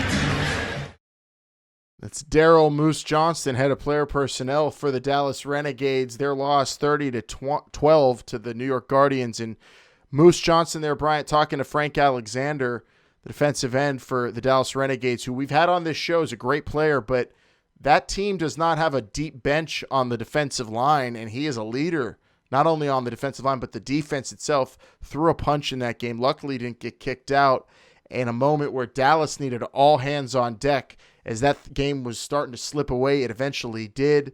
A hectic day for the Renegades at home where they've yet to win, and the thing coming out of this game for them, we'll get to the Guardians in a second, but for Dallas, they are the panic of the week. They lost their offensive coordinator. the panicking team of the week, which we have had now the last handful of weeks. They lose Hal Mumme. Play fast, do it again. They lose the game, and they have Philip Nelson at quarterback, who I honestly just got to say I don't believe should be the starter going forward. Sorry, but he just looked not capable to me. When they have other guys on the roster, why not try something else out, Bryant? What do you think Dallas should do before Landry's healthy, hopefully in a couple weeks? this week going to DC, is it Philip Nelson again or something else? You just kind of go and you ask Landry Jones, how are you feeling? Can you come back now before it's too late? You lose your offensive coordinator. You don't have a starting quarterback, really. You got to – what can you do? Like, Philip Nelson didn't look great in week 1, but he didn't look this bad in week 1, and it wasn't a great week for Philip Nelson. I think – I don't know. What do you do if you're Bob Stoops? Do you hit the panic button? Do you just – It's not a panic.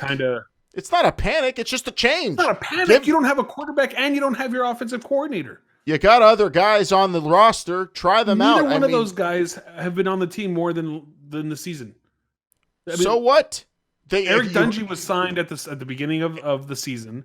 Eric Dungy, Brogan Roback have been practicing with the team long enough, and if a guy's going out there throwing nearly 50 times and barely getting for 200 yards, has not even been out there for a touchdown yet, even a rushing touchdown, hasn't produced points in 2 games at all, like not even come close, you have to try something else. That's not a panic. That's just figuring things out, and I just don't think it's Philip Nelson. So you would just go out there and start Philip Nelson against DC if you're Dallas and you know Landry's not available this week. Based on the way we saw DC coach, and we'll get into that next, I think maybe you say you're going to start Dungy and you bring in Gamesman and go with Eric Dungy and run a bunch of RPOs. Yeah. It might work. Or you go with Eric Dungy. Here's what I do. I go, Eric, I'm going to put you in this game to start. I need you to throw an interception low where the guy can't return it on 3rd down, so I can pull you and then put in the guy I really want to have in this game. That maybe that's the best way to do this. I don't know. You're right. Maybe it's not the panic button that you hit so much, but at the same time, it's worrisome for Dallas. They haven't shown these signs of complete greatness. We gave them this credit with Landry Jones because he was throwing over 300 yards and having these interceptions. And they were winning, and he was playing bad. Landry Jones playing terribly is, I would say, much better than Philip Nelson at all. Yeah. Playing well. Yeah. That's not, I don't think we've seen him play well either, but it's just, he's just so inaccurate, and he looks kind of timid, calling plays, making audibles. He audibled to a quarterback sneak. He looked terrified of the play call that they sent in, and he just ran a quarterback sneak on a 3rd and long. It made no sense, or a 2nd long, whatever it was. When Keanu Reeves in the replacements, right? I think winners want the ball in their hands. You know what? Don't give up 210 yards. That's a lot. On 49 carries. Oh, don't get me angry. That's terrible. That's horrible. That's not good. Okay, but also that is the offense that they were running, where they would throw the ball 100 times and see what happens. I think you can leave them in. It's also the DC defenders who haven't shown these great signs. Can you block enough? DC's defense, that defensive, if that D line plays that way, let me finish my sentence. Let me finish my sentence, sir. Can you block the defensive line enough to allow him to have some time? Because it will have some time against some of those some open receivers against those DBs if you can have enough time. I'm just not on the let's bash Philip Nelson bandwagon. I've seen the man play quite a bit going back to last spring. He did okay. Can he do better? Obviously. Can he do this bad next time? No. But I think he's in the middle somewhere. He didn't do as bad as Cardale Jones did the last 2 weeks. I'll tell you that much. He didn't throw 8 interceptions in 2 games. I mean, come on. Relax. That's true. Down. But that's because he's so inaccurate. I feel like half his throws go out of bounds. What about the New York side of this? The Victors here, Darius Victor's team. That running game, man, they're reliable. Luis Perez shown he's pretty reliable.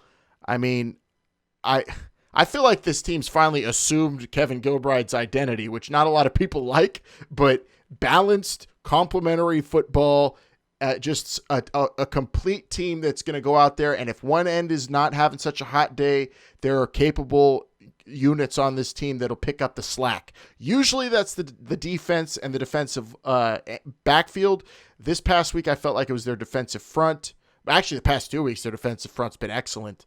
But not flashy football, but effective football. And that's what Kevin Gilbride preaches and what he does best and what he succeeded with in the past. So, a lot of people think that might not work in the XFL. Right now it is. They're in contention in the East, Bryant. What do you think moving forward for New York? Offensively, I don't know how much better they can get. I just think if they play ball control, don't turn it over, they're going to be in a lot of football games the second half of this season. Well, Alan, to take a quote from our man, the coach here, who just said this, we're going to find out very quickly. And by very quickly, I mean Saturday morning here on the West Coast when they take on the Houston Roughnecks, because that game that they play has worked against bad teams or teams not running on all cylinders. LA is the only team really that they played that they beat that looks like a great team, but they've shown, moments of inconsistencies even in their victories. Can New York hold the Houston Roughnecks to, they're going to have to, what would you say to win this game, the Guardians are going to have to hold the Houston Roughnecks to how many points? Oh, like 22. Yeah. Under like 3 touchdowns max. You're going to need some turnovers because, the thing is their offense makes some plays, but also needs the turnovers. Like the third down efficiency was not good this week. The offense is okay for some explosive plays, but Houston's D is, man, they're going to get it to your quarterback eventually. And if he's indecisive whatsoever, it's not going to be a fun day. So Luis Perez has shown that he's pretty confident and he can make some plays also with his head, most importantly. But, yeah, New York's definitely going to need some splash plays outside of the offense because I don't know where that's going to come from other than just grinding it out, finding openings, picking them, picking and choosing when you go for something deep or something creative on offense, and then just hoping your offense can keep up. It's a fun matchup, that secondary versus those receivers who are calling their own routes for Houston. Definitely something we're going to be hyping up a whole lot on the Thursday show, Bryant. But New York's in a good spot right now, and who would have thunk? Because a few weeks ago it looked like near disaster for them. Early pick for Game of the Week in Week 6. New York's playing their game. I will give them that credit. They got out of their funk, and they've looked better every week since coming out of that funk. I mean, they don't look like the team that played against the St. Louis Battlehawks. They didn't look like the team that they played against the Wildcats. They look better, and they beat the Wildcats. I'm not taking them completely out of this game. I'm not ready to make my pick. I don't know how gutsy I'll be this weekend. But the New York Guardians found their niche. Now we'll just have to see if that niche works in this league, and especially against the league's best team. So the Guardians hand the L to the Dallas Renegades, and both those teams move on into the second half of the season, I think, capable of making the playoffs, but both teams will have a lot of work to do and still improvements to make, especially offensively. Now let's take it to Sunday's action, Bryant, with that first game, which saw an amazing effort from the DC defense and a new quarterback at the helm winning that thing for them. It feels good to be back home in front of the 12-pack. You see the snake, and find the victory. And for Tyree Jackson, just getting in there and being efficient, what went into the decision to go with Tyree over Cardale? Well, Tyree offers a different dynamic, just his ability to run the football, and he made plays. He made plays when we had to have plays, in critical situations. So we have 2 really good quarterbacks, and we're excited to see how we practice next week and see what we come up with. It's all about the game plan, Pep.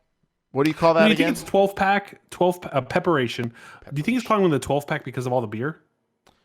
Yeah, the 12-pack. You know why? Also, I don't know if there's 12 rows. Just please allow me to ask stupid questions every once in a while, okay? I appreciate it. I appreciate your dumb questions. I appreciate Pep Hamilton's coaching in that game because I definitely don't pull think me after one error, Alan, like he did to Cardale, please.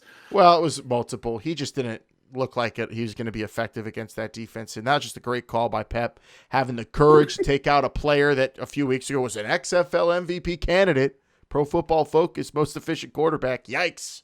The Sonic the Hedgehog curse continues for Cardale Jones, but Tyree Jackson comes in there, gives him something different, runs some run-pass option all game long, falls forward for some key first downs, threw for 1 score. Didn't look great throwing the ball really at all. No, quite the opposite. Looked pretty bad. inaccurate, but he didn't have to a lot. That defense is what won this game for him. But was that really DC playing good? Or was it mostly St. Louis playing bad? It's a real question we have to ask, Bryant. What's your answer? But I don't think St. Louis played bad. That's the thing. I think just the DC defenders made the key stops. They made the key tackles. They made, you're talking about the difference of a missed field goal kick, a blocked punt, these things that just happen in the course of a football game that maybe, just luck wasn't on your side. I don't think St. Louis played bad. There was that Jurel Presley run where no one tackled him. And they kept him. Yeah, they should have tackled him. Broken play too, where it looked like DC didn't even know what the call was at the line, and they end up getting a big first down. But also acknowledge 2 key fourth down stops, Bryant. Big moments, timely plays is what this game was all about. It maybe not be the amount of plays you make, the timing of the plays you make. And this game, I thought, personified that really well. I mean, DC in those big moments made the plays, and St. Louis did not. That's what it came down to. That's what I'm saying. So that's why after on our post-game show that we recorded, that you can go back and check on the feed or on YouTube or on XFL.com, we talked about how impressed we weren't with the DC Defenders' victory and how we weren't worried about the Battlehawks loss. Because it was a weird game, and I don't think that you can give DC that much credit, and I don't think you can take that much away from the Battlehawks based on what we've seen, just because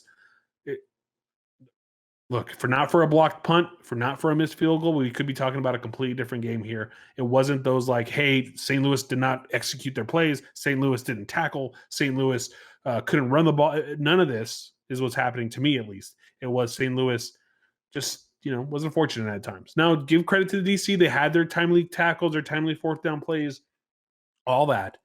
But, again, it was just more of a flip of a coin type of game to me, at least.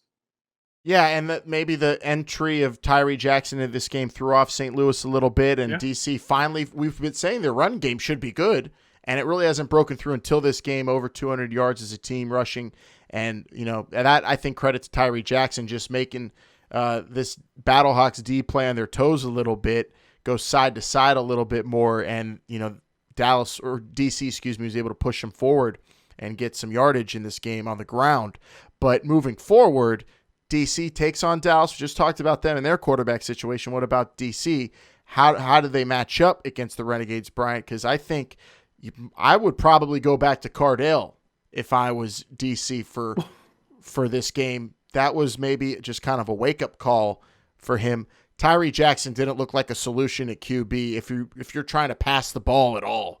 I mean, he looked like if you're going to play him, you're going to like a full-on option offense. I don't think that's what Pep's going to do.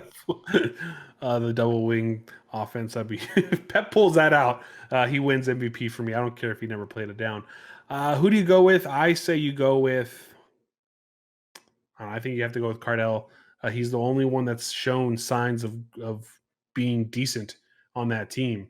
I think it was weird that you pulled him after that one throwing the ball, of course. Yeah, go back to Cardell. Give him do what you did this time, maybe. Go to Cardell. If he's not feeling it again, you don't see it, then maybe going forward you go with Tyree. But really right now, I feel like Cardell is the better option for them. It's not like Tyree came in there and had the game of his life. Maybe he did have the game of his life, but I hope not, because that would have been a really bad game to have for the game of your life. I think Cardell should be the quarterback. Yeah, and I'm interested to see what Pep announces, or if he announces anything before this matchup with Dallas for DC. But either way, they're in first in the East, and it's all about where you're at right now. So, I mean, you might be upset at us for picking St. Louis still ahead of them in power rankings, but DC's nothing to mess with. They're back on the right foot, and we'll see how they go week to week, though. This is a week-to-week league, so I would not be surprised to see them fall behind again, especially when they have to go on the road again, which won't be this week, but the following weeks they will be. Conversely, St. Louis, not worried about them at all, Bryant, but they lose this game, and now they do have to go to Tampa Bay, who can beat anybody, I think, even though they only have one win. They play everyone tough, and they've got a defense that could get after you. They've got an offense that could move the ball, but then they also give up big plays and make mistakes, so they're just kind of crazy and, schizophrenic in that way. But St. Louis... Schizophrenic, I like that. That's a good way to describe that. Yeah, But St. Louis is kind of primed with this loss. If they lose that game, they're the new team that's in disarray, as it were, next week if they lose to Tampa in week 6, which I'm not ready to pick. But I think St. Louis is going to be fine. I did call St. Louis forward. losing this game, but the reason I called them losing this game was just because of the factors going into it, right? The St. Louis had played bad teams at home, and I think their confidence level was a little too high. This brings them back down to reality. And heading into this Vipers game, because you don't want to give another team life. We talked about it. Every single team except the Vipers are 3-2 right now in the East. If you give Vipers that little hope to get back into this, that's another team you're going to have to deal with. Remember, all these teams still have to play each other one more time at least, weeks 8, 9, and 10. So anything can happen late in the season. St. Louis, if they really want to put the boots to the Vipers, they got to put them away now. This would be the game to prove that you're decent, that you can compete, and that the Vipers are done. And that's the task at hand for Jordan Ta'amu and company. Yeah, and St. Louis, they have a lot of home games left still, right? They've got a few home games left, so that's why also 3 home games left, so I like their shot, and they don't have to go on the road too much more. But also for Tampa Bay, honestly, even with 1-4, I'm not counting them out yet. Like the coach said earlier, Brian, and we need to now move on to that game, the final game from week 5. It was the best game, I think, of the season yet. It was high scoring. It was back and forth. It was a big comeback, and it was a whole lot of fun to watch as the Wildcats beat the Vipers 41-34. Hold up. I told you we was going to have a breakthrough. Last week was a breakthrough. You guys learned how to damn win. Tonight you learn how to win through adversity, and that's what it's going to take. Now we get on a roll now. Now you know how to win. You learn how to win. Now we're going to get on this roll right now. You feel me? We're going to get on one, and we're going to roll from here on out. Brian, do you want them to get on a roll? Do you want that to happen? Yeah, now that the Wildcats down, I'm going to give it to you right now. Now I want them to go on a roll. Winston Moss is ready to give it to you. I would love for both of these teams to get on a roll just so we could see this championship game happen. Oh man, what I would give for an LA Tampa Bay rematch. Start with Tampa. Man. Start with Tampa. Is that where we're starting? Yeah. Are they done? Because I just said they're not. No. At 1-4, they have not. For the last 5 games, 4 games against Eastern opponents. They're 2 games out. 2 games out. They play 4 division games, conference games, whatever you want to call them still. Yeah. And there's no way that they're out. They're not out. Some unfortunate Don't give up, Tampa Bay Vipers fans. Keep hissing. Keep hissing. Got to do that long dramatic pause to separate those words. I just realized that. Keep hissing, Tampa Bay fans. Look, they took advantage of some stuff. Stop doing. Do you realize there's a camera on your desk? You can't do that. Stop. Tampa Bay, I'll give them so much credit for taking advantage of turnovers, the opportunities that they got. I think they to me look like the best team when it comes to the conversion, which is hard to think that because they didn't have a touchdown until week 3. But to me, that's almost like an automatic point conversion for them. I think the Vipers are a decent team. But when we look through some of these highlights, it was just, Josh Johnson's long arm, that bomb. It's either Tampa Bay ran out of gas, they got figured out, or maybe, just maybe, the Wildcats figured it out themselves on their own. Yeah. They just, Norm Chell started calling plays, Johnson did the plays, and that's where we are.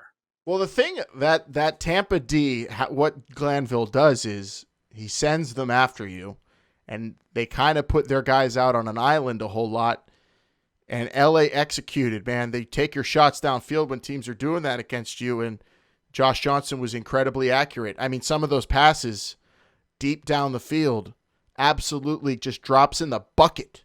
Beauties. And, Glanville's defense just got beat by a quarterback who came to play. But his defense is also a defense that will get after you and can make your life hell and put you behind, as they did LA early in that game. Other teams in this league, Brian, I don't think are capable, like LA is, of making that comeback.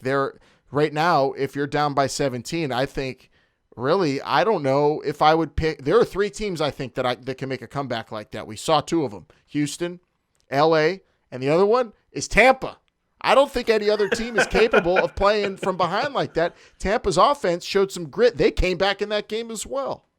Well, they're the only team that's really the only teams that have shown that they can score in bunches and quickly. I mean, LA scored 2 touchdowns in the last 2 minutes of not even. I think it was within a minute of each other in the first half. So LA has shown that they can score in bunches. Tampa Bay can score in bunches, and Houston obviously can score in bunches. All these other teams have sputtered when it comes to being able to score. St. Louis has not looked that great when even in their victories in terms of scoring consistently, right? So I'm with you on that. I don't see how I would, if I had to pick one team, it wouldn't be one of those three. I can't pick another one to come back from a double-digit deficit. So you're telling me with 4 division opponents remaining for Tampa Bay, with LA maybe getting on a roll, there's still a chance for a rematch from what we saw on Sunday night. Oh, man, definitely. LA with a victory this week pretty much puts the boots to the Dragons. Dallas is not looking great, so DC Defenders, who knows what could happen there. And then Tampa, they just got to get in. We've seen how they can play, especially recently in the last 3 weeks. That team from the first 2 weeks is no longer here. Don't associate this team now that you're seeing with the Vipers from that team in the first 2 weeks. Right now, you're seeing the Tampa Bay Vipers that we all thought we'd see. Now, there are some issues plaguing them. That red zone, for whatever reasons, we just call it like the green zone for them or something. 3 for 6. They were 3 for 6. 50% this week. But it doesn't even matter. 3 for 6, Alan, real quick, doesn't even matter. The last play of the game was a red zone. They were moving the ball, and they threw an interception at the very end to finish that game. 2 games this year, Tampa's ended losing the game with the ball in the red zone. You realize Houston and LA inside the 5, if I'm not mistaken, not even just the red zone, inside the 5 with those running backs that they couldn't convert. We're gonna have to wait to see what Jacques Patrick's status is. He did go out of that. He felt got injured in that game, and that would be unfortunate if he doesn't get back in because he's a fun guy to watch. He's big back, scoring touchdowns lately. Him and Devion Smith are incredible as a tandem, and then you had Brandon Barnes, the tight end for LA, go down. I mean, Johnson doesn't care who he throws to, but he's been a pretty reliable weapon as well. There is a stat out there, Alan, that I'll find right now, but he has the most touchdowns thrown to different players, I believe. Yeah, is I have to find it real quick, but that's what it is. Like we said, I'll find it. Nelson Spruce goes down, and enter Trey McBride as kind of a star receiver who just what a tough man playing that game with injured ribs, scoring touchdowns and extra points. And, you've got now Saeed Blacknall stepping up as well for LA. 12 different guys. 12 different TD scores for the That's a leader. That's leadership. That's just taking what defenses give you and making them pay. Josh Johnson is clearly one of the better quarterbacks in this league and is showing it. That he owns the 2 highest scoring games. 18-point comeback, by the way. Did I say 18? I said 18, right? They were down, I guess, because Tampa Bay got back up. They were up 17-0, and then they made it an 18. So take the L. Put the L on your forehead and call it. You lost. It was an 18-point game at one point. Okay, but they were down 17-0 to start this game. Biggest comeback in the XFL yet. And LA, can they keep the roll on though? Let's finish off the recap. The roll, as Winston Moss referred to there, Bryant, with LA taking on Seattle on the road. Not easy, and they're desperate Seattle team. Can LA, is this a team that can put it together, or is it a team that's going to be good one week and just baffling the next week? Because that's basically what we've seen so far, and they're good on odd weeks. It's an even week, and they haven't been good on an even week yet. Right now, it's gonna be loud. Norm Child's gonna have to get those plays in. Josh Johnson seems to have settled down. He doesn't care who's catching the ball as long as there's somebody there to catch it. Those floaters, he's probably hitting those long passes down the field at like 50%. But he's throwing it to the point whether his receiver gets it or no one else does. On the road, I think this will be okay for them. It'll definitely depend on what the Dragons can do offensively. Can the Dragons score a lot of points? No, but neither did the Guardians. So it'll be an interesting one to predict this week. But the Wildcats can get on a roll, will they? I'm going to give it to them this week. I'm going to give it to them right now. But right now the Wildcats need to stay on a roll because they seem to get into playoff position, and then they like the playoff position for any other team is for the Wildcats to take, right? You have the Dragons. who aren't looking great. They haven't looked consistent for a whole game. You have Dallas, who's basically on the ropes, and no Landry Jones. They lost their offensive coordinator. They seem doomed, at least at this point right now. Houston is what it is. So can LA beat the two bad teams in their division to move on? And then it's going to be they kind of have this in their own hands, and it starts with this week. If they don't do this, then I think they're more done than the Vipers are now. Yeah, LA has, well, I don't know about that with how Dallas is kind of, we'll see how their trajectory, because the competition for LA, this game's big because Seattle seems to be now stepping into a spot where they need it, and also they can get it and get right back into the mix. I love this 10-week season. Every game counts so much, and it's week to week. It's craziness, kind of a seesaw with the parity in this league, but it's tremendous. But I will say no team, like you said, kind of there, Brian, is no team has looked the way LA's looked in terms of a team that looks like they could beat anybody. They look explosive on offense and ferocious on defense, but also they get in their own way sometimes. Can they avoid doing that and a bunch more? Because that New York game was just a head scratcher. And I mean, Elijah Hood fumbles in the Dallas game and they win that one. But he hasn't seen the field yet since that game. I don't know. So Moss is not playing around. He fired his defensive coordinator after one game. Of course, he's not messing around. Alan, don't let the 34 points. Yeah, this team, you can't afford to make mistakes because you have to do your job for the Wildcats, as people like to say, or else you're not going to get the opportunity. Maybe that's what Winston was talking about. You want it? You want your job? Well, I'm not going to give it to you right now. Yeah.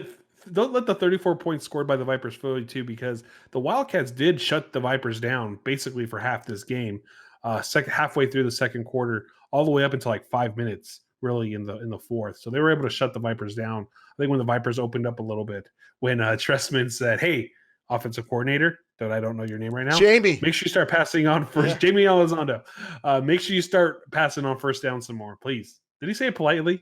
I didn't go back and watch that yet. He did say it. He just said you got to start throwing on first downs, and he threw a bunch of plays and lingo at him that I don't remember. But I do know my favorite play call so far this season's been 22 zipper, which I think was the play Trey Williams scored on for Seattle. I'm loving learning the verbiage, and now the broadcasts they're showing you what everything means a lot too. If you let me ask you a stupid question, Alan. Don't you think? And it's been baffling me for a while. A lot of stupid questions on this episode. Do you think why is it so long? It's so long. Can't you just say, like, put a card on somebody's hand, say, look at line 27? I don't have the time to. We're ending the show, but just know. Okay, well, real quick, Alan. Then you've got offensive line calls, receiver calls, quarterback calls, protection calls, and then also sometimes you just have them all in one word for certain situations. But we'll get into that later. Base. Real quick, Alan. I have the standings up right now, courtesy of XFL on Fox. The Defenders in the lead because they beat both teams behind them at 3-2. The Battlehawks beat the Guardians. Remember, that's the number one tiebreaker. And then in the West, you have the Houston Roughnecks, who I think in 2 weeks they could probably clinch home field advantage. The Renegades, followed by the Wildcats, both at 2-3. The Dragons at 1-4. Next week's matchups, Alan, they're going to be good, as they always are. You have the Houston Roughnecks and the New York Guardians starting it off on ABC at 2 p.m. Eastern. The St. Louis Battlehawks taking on the Tampa Bay Vipers on FS2. Make sure you take note on Saturday, 5 p.m. Eastern. And then on Sunday, the Dallas Renegades are going to visit the DC Defenders on FS1 at 4 p.m. Eastern, followed by the Wildcats at the Dragons at 7 p.m. Eastern on ESPN 2, The Dose. I don't want to talk anymore. June Jones says to end the show, so that's what we'll do, and we'll talk about all those games on our Thursday night edition of This is the XFL Show. Bryant, week 5 means we're done and we're halfway home, and we are to, again, use the line that we used at the top of the show, not living on a prayer, because I really don't feel like I need to. I know I'm going to get good football every week from the XFL and tons of entertainment on the sidelines. Something different, something fun, and looking for more of the same. It's only going to get better. These teams, I think, are figuring out who they are, even as their quarterback issues come up and other issues come up. It's the beauty of a football season, man. We're having a blast doing these shows every single week. Thanks for subscribing on your favorite podcast app or watching us on YouTube. Hi, how you doing? Just call plays, baby. Hi, Mom. Hi, Just Dad. call plays. Hi, wife. Hi, Grandma. You got anything left, Brian? Yeah, real quick, I'll do my little spiel here. Follow us on social media at XFL Show. If you're listening to us for the first time, subscribe, like Alan just said, on your favorite podcast app. We're here every Tuesday morning, Thursday night. Wait. What podcast app do you use, Brian? I use Apple It Podcast. doesn't matter what podcast app you use. I finished my sentence. Nice try, though. Nice try. Gotcha. That doesn't count. I got him. Doesn't count. I did it. Trey Williams, shout out. I think there's more questioning marks than whatever. Like what is that on your T-shirt? I don't understand what that is on your T-shirt. That's four. It doesn't matter what's on your T-shirt. Shut up. Also, catch us on XFL.com or YouTube.com/XFL, the official YouTube page of the XFL. All right. You need to play smart because you're in every single package for the show, Brian. So we need you available for Thursday, and I'm going to do my Moose Johnston to close out the show. Play smart and be ready because we're going to have a lot to get you set for coming week number 6 in the XFL. Thanks to Jonathan Coachman for joining us today, and thanks to you for calling in to the XFL Fan Line. Get on the show for Thursday. Do not forget 724-565-4XFL, and we'll play your calls right here on the next episode. For Brian, I'm Alan. This is the XFL Show. Remember, they're listening.